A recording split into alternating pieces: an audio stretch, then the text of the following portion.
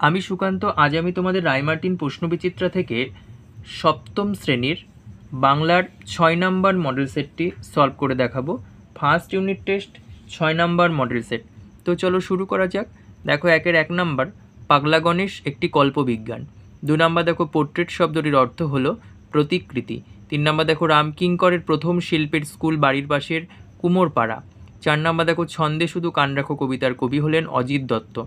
তারপরে 5 নম্বর দেখো মাতৃভাষা কবিতাটি বাংলায় তর্জমা করেছেন, উত্তর হবে মল্লিকা সেনগুপ্ত। দেখো গ নাম্বার। তারপরে দেখো 1-6 হিন্দিবর শব্দের অর্থ হচ্ছে নীলপদ্ম।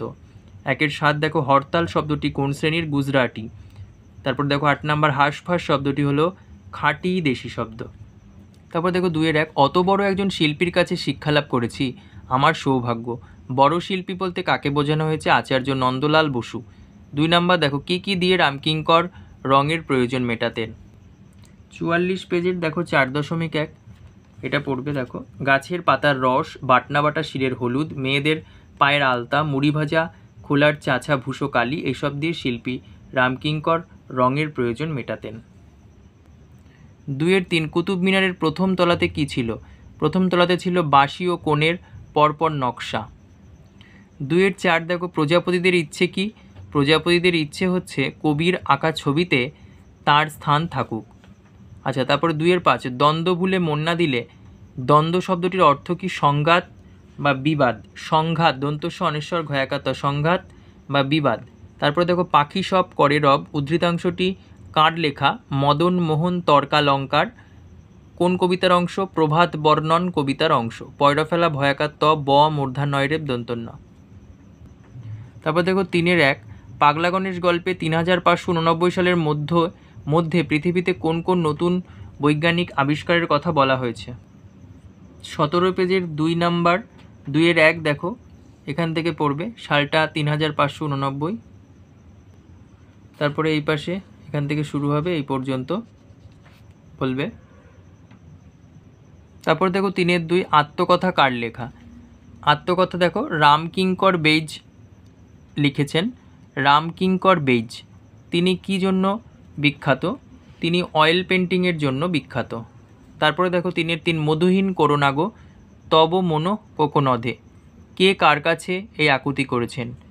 উত্তর হবে কবি মধুসূদন তার জন্মভূমি বঙ্গমায়ের কাছে এই আবেদন করেছে। এটা ভারতমা না লিখে বঙ্গমা লিখবে।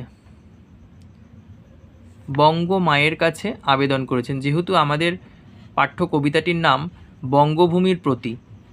আচ্ছা, তারপরে দেখো 3-4 দেখো 21শে ফেব্রুয়ারি স্মরণীয় কেন? আন্তর্জাতিক মাতৃভাষা দিবস এই দিনটি এই জন্য স্মরণীয়। তারপরে দেখো 4-1